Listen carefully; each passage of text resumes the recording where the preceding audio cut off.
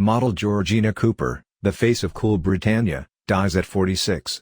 The British model was best known for her gapped front tooth and working with photographers such as the late Corinne and Elaine Constantine.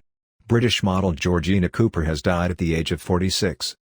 Her death was confirmed on Instagram by the model's friends, Jade Parfitt and Erin O'Connor. A source close to the model said that she died on the Greek island of Kos and that she had suffered from a blood-brain hemorrhage as a result of long COVID. Cooper, who was best known for her Cool Britannia look with her gapped front tooth, shot to fame on the 90s fashion scene by being on the cover of the Face magazine photographed by Elaine Constantine and was a regular on the runways of brands like Helmut Lang, Giorgio Armani, Calvin Klein, and Hussein Chalayan. She was such a people person, one of those models who just never changed. She was always 100% herself, that drew every single person to her. She never got airs and graces despite her huge success in the industry. Her energy was just infectious. She's somebody that you always would gravitate towards backstage because you knew you'd have such fun chatting to her, said Parfitt, founder of the Bath Fashion Festival, in a phone interview.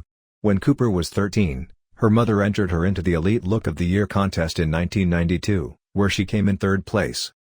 She was then signed by Premier Model Management, the agency run by former model Carol White, who was also Naomi Campbell's agent at the time. The agency also had Cindy Crawford, Linda Evangelista, Claudia Schiffer and Christy Turlington on its books in the 90s. She was a walk-in and she was so much fun. When she was young, she made a lot of money and she had this very edgy streak that was of the time. Everyone found the gap between her teeth quite amazing, White recalled. At 15, Cooper started working with the late renowned photographer Corinne and was part of a London model pack that included Parfitt, O'Connor and Kate Moss, who were dubbed as the cool, edgy girls. In Day's documentary Diary, the photographer explains that she submitted 3 photographs of Georgina.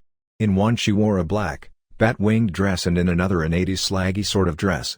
There was also a portrait in a Judas Priest t-shirt. When these photographs came out in Raygun, Georgina called me and said thanks because people were noticing her now. I was pleased for her because Georgina is a genuine kind of person.